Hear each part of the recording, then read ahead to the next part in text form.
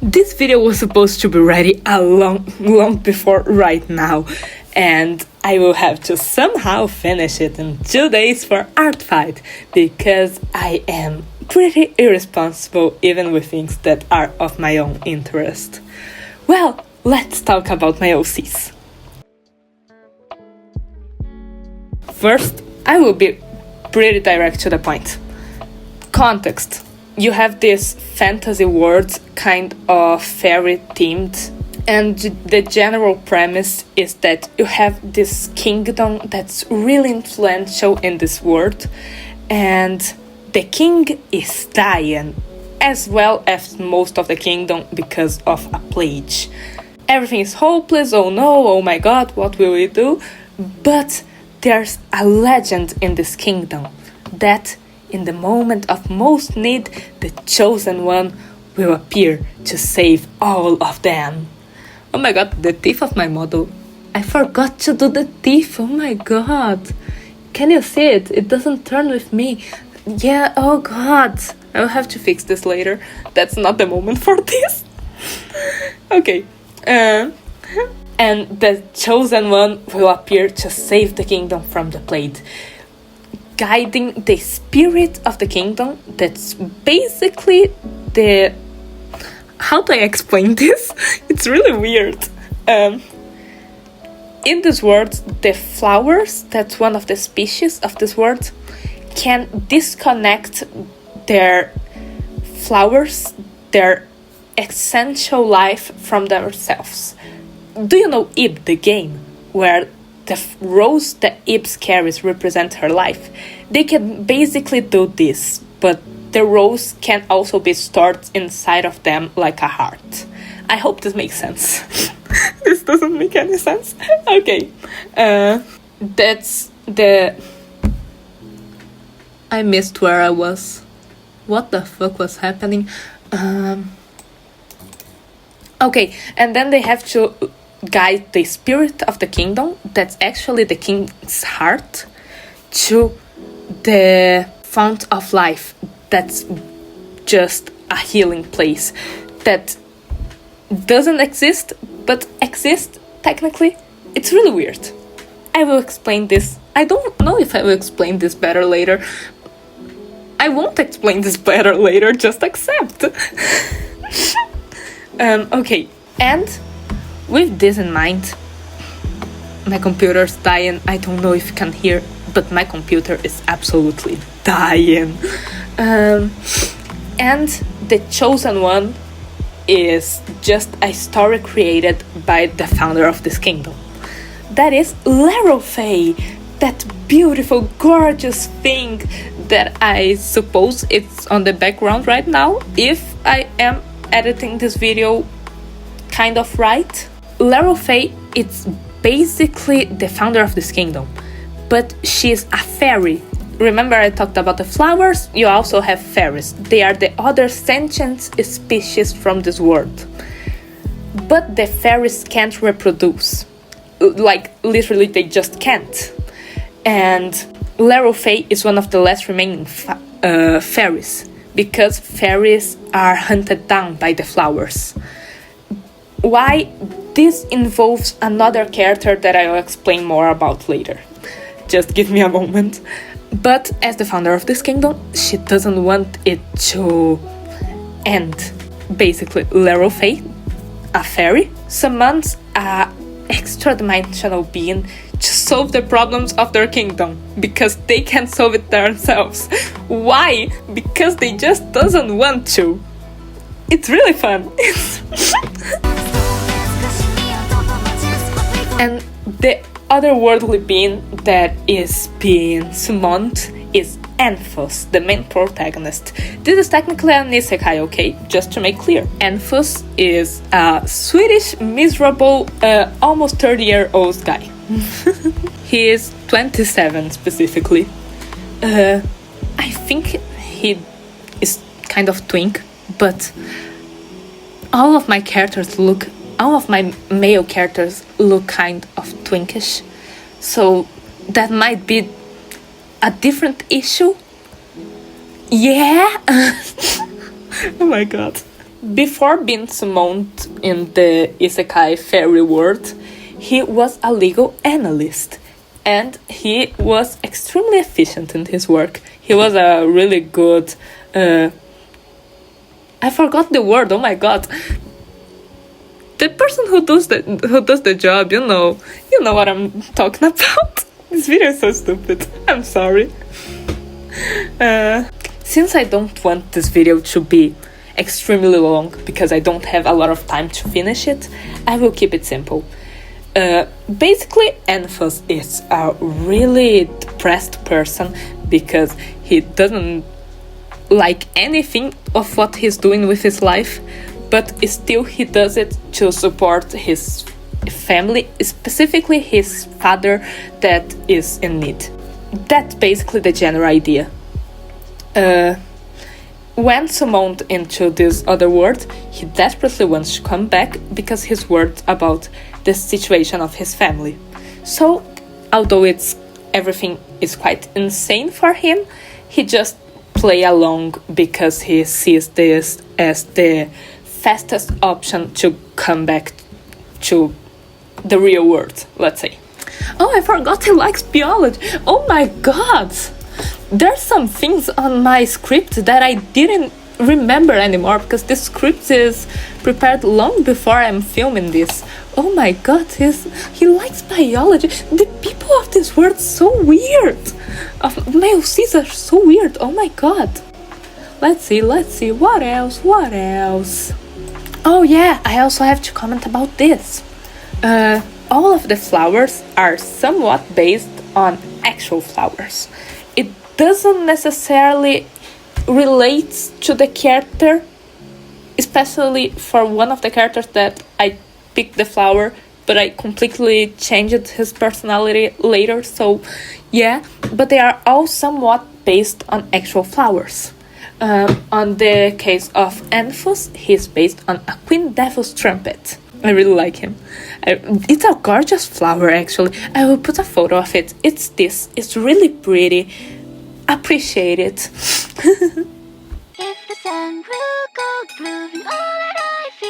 Oh my god, I'm talking about this guy. This video is so... I have a full script. I hate scripts, so I'm just vibing it. The third important character, I don't know how to count, sorry, is Dorji. He is a really cute and sweet guy. He's a pretty boy, I love him so much. But he's also kind of like tragic, I don't know. Do you remember Lerofey? That was the founder of the kingdom. But nowadays you have a royal family. Dorji is the prince of this royal family. He is the 7th son of his kingdom. So he is pretty off the line of important things, and he's just living life until the plague, because his whole family get wiped out during the plague. Besides his father, that's the king. He's pretty desperate, and although he thinks that putting this summoned stranger to complete a task related to his kingdom is morally wrong, he's just out of options at this point. So he accepts. And also Dorji is, my pretty boy, is based on Azaleas. I don't know how this is in English. If I will search and put on here with a little photo of what an azalea is. I love azaleas, they are really pretty, okay? Oh, Naiche, this guy, he is... I think I didn't mention this until now, I don't know how, because it's like one of the main things. But this is Naiche, this is a BL, and he is the romantic interest for Anthos. I know there's this really generic cliche of love solving all of your problems.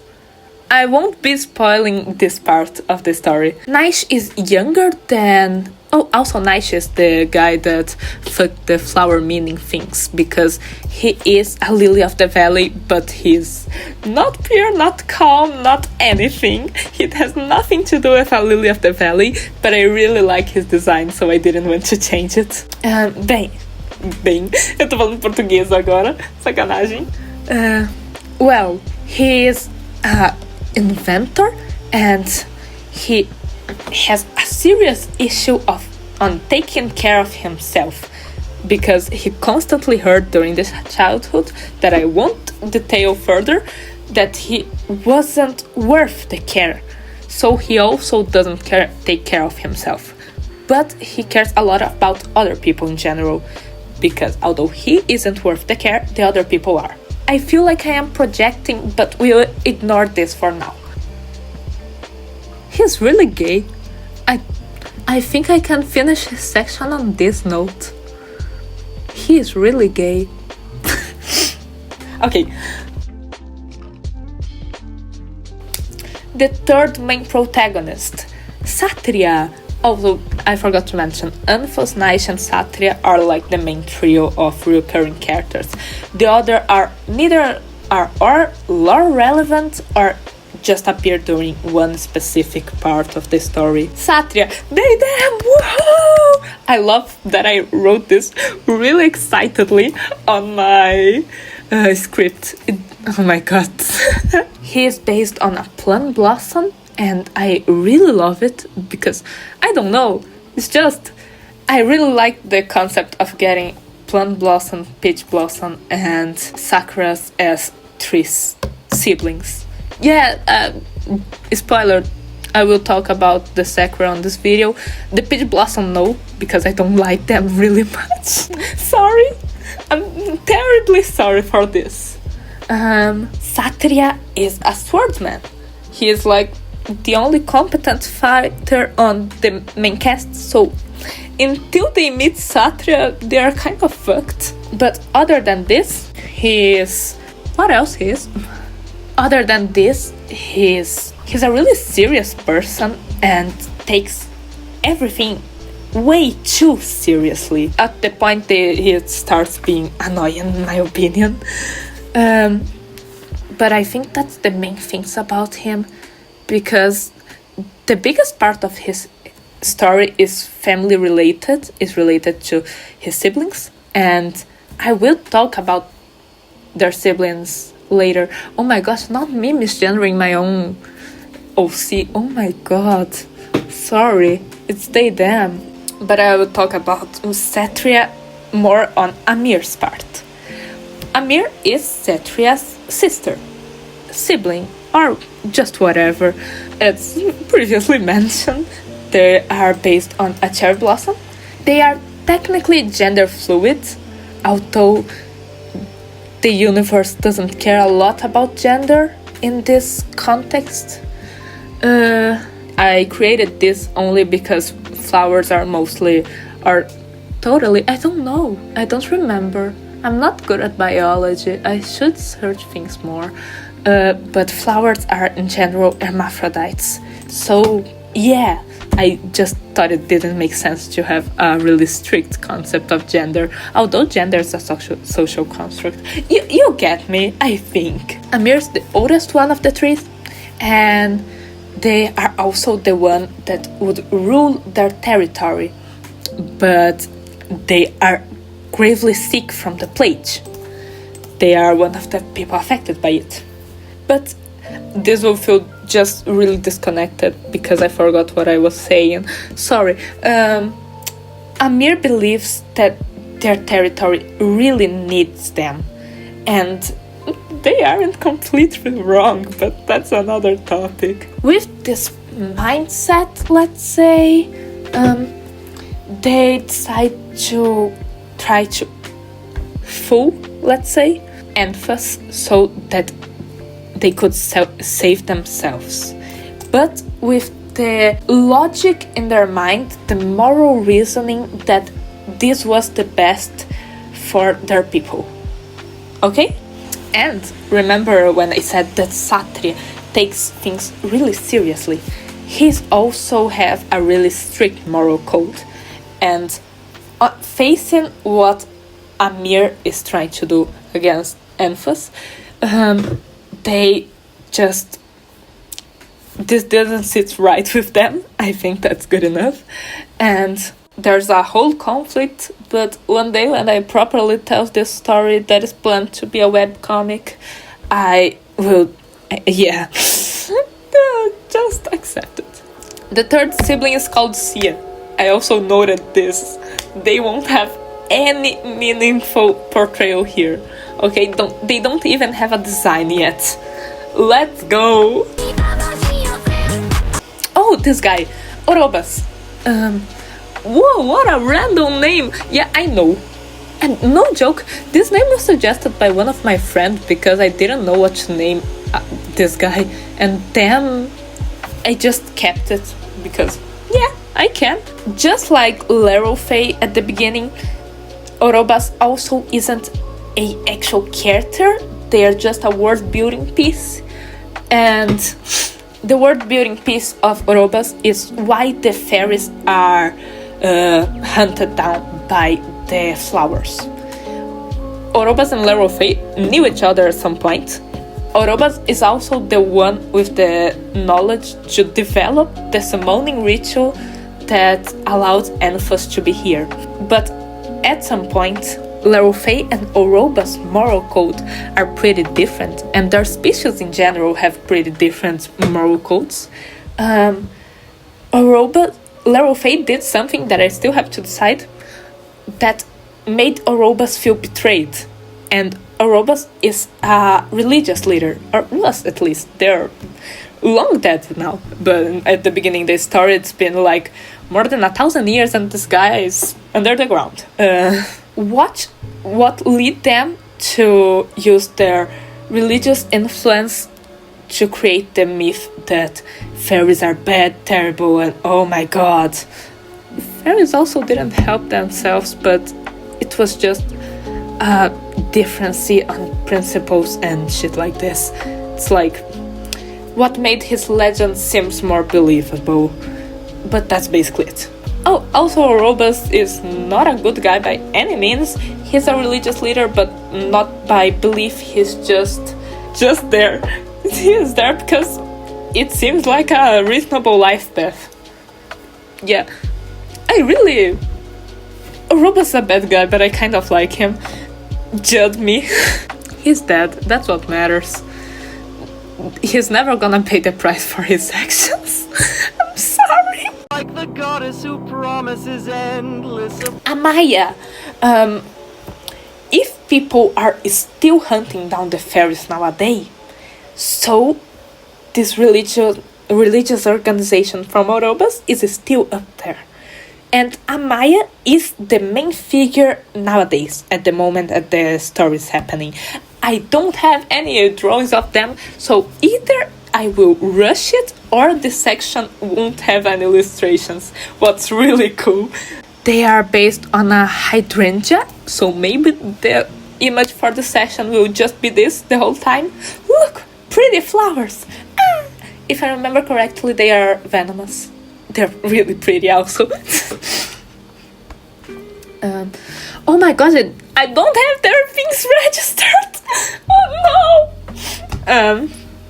Yeah, that's definitely something. Sorry.